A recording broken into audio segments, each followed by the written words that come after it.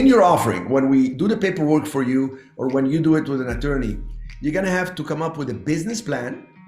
And I'll cover a few things on the business plan. So what's your plan with the money? When you raise money, what are you gonna do with it?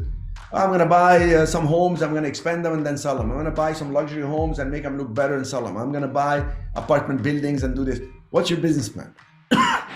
Then we're gonna put the business plan in a private placement memorandum. That's what the attorney does. And then they attach to the private placement memorandum, which is kind of a memo, an explanation to the investors. Hey, you wanna invest with me? It is a private placement memorandum, a PPM. This is what I filed with the Securities and Exchange Commission to tell them what I'm gonna do with your money. So take a look what we do if you wanna invest with us. And if they wanna invest, they fill out what's called a qualification questionnaire. So they tell you I'm accredited or I'm not accredited. And they will actually fill out what's called the subscription agreement. I, John Doe, hereby subscribe to buy 4 shares of your fund of 25,000 a share. So I write you a check for $100,000. So this is the paperwork. The PPM will have the business plan in it, the qualification questionnaire, and the subscription agreement. And you're not going to be registered, you're going to be exempt. So the attorney will file it with the SEC. To register is you go public. You don't want to go public. It's too much reporting, too many hassles. You want to stay private. It's the best way for you to be able to talk to people about opportunities and have their money, and then take their money, put some of your money, and go to the bank and say, I have 30% down payment. Between the investors' money grouped together, some of your money or your experience and knowledge, and bank's money, you'll be able to do unbelievable deals and grow a lot faster than you've ever imagined, especially with what's coming in 2024.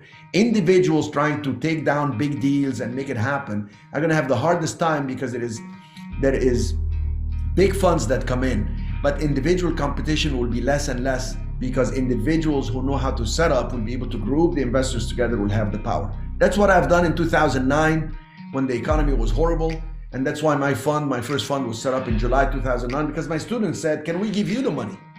So I said, okay, I have a lot of money I'm deploying. Why am I gonna take their money? And then I said, oh my gosh, instead of doing 5 deals, I'll do 10. Instead of doing 10, I'll do 15, etc. It's just going along with what I'm already doing. It was a tremendous success. So equity offering versus debt offerings. When you get money from people, you're offering them either I'm going to give you equity return or I'm going to give you a debt fund. What's an equity return? Equity return meaning you're partnering with me. If the property makes, let's say, 200,000 in profit, I'm going to give you 70% of that profit and I'll keep 30%. See, you're the one putting the deal together, so you get some money. That's an equity offering.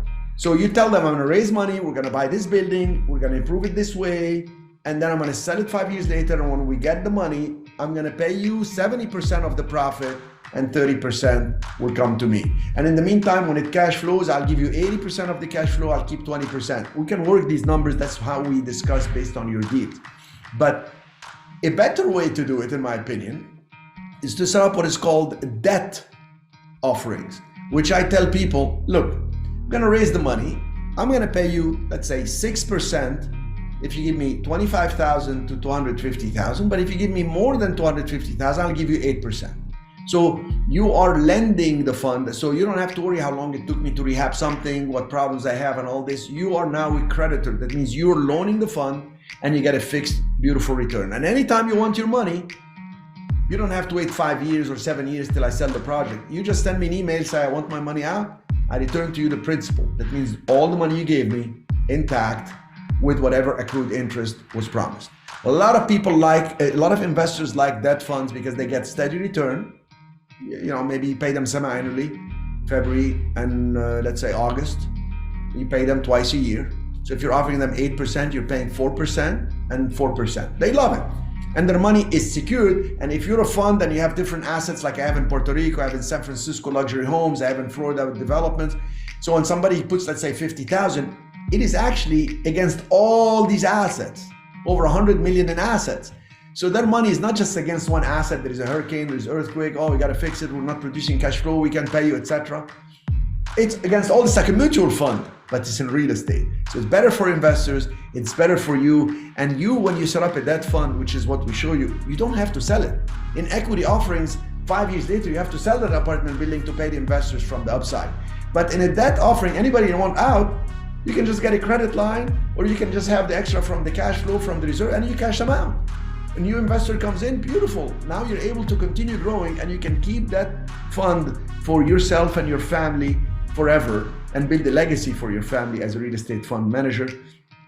And investors are happy because they are more conservative. They're able to compound their returns if they want and reinvest. So that's the profit splits. How do you do that? And we explain it in the training that I'm going to do for you for 3 sessions.